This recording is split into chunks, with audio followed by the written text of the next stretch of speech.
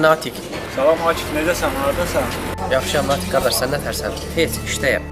Yaxşıyam qardaşım, amma biraz problemim var. Nə problemdir qardaş? Üstünə canına sağlıq, çox biraz xəstədir. Burada polisiya apardım, biraz problemlər çıxdı.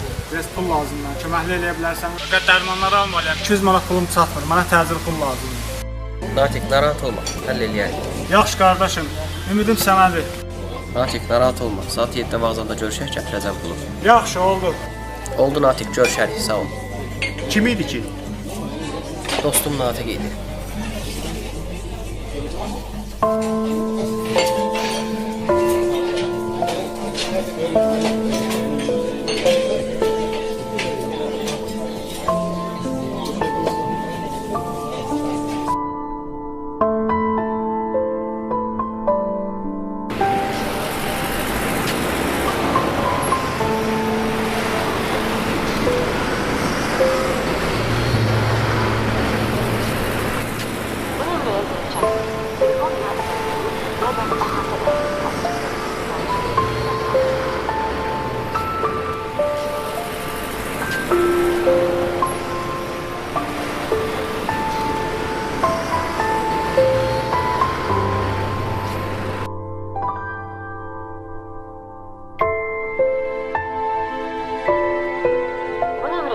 Telefon yaksın.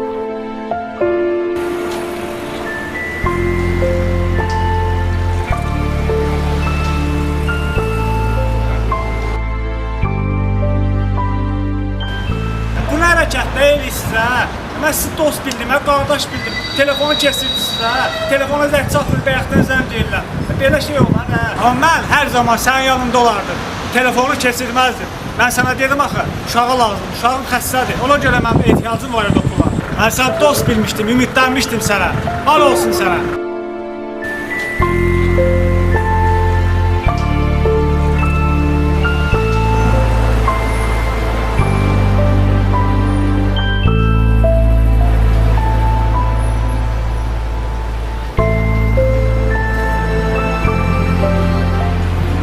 Sən bilirsən neynədim?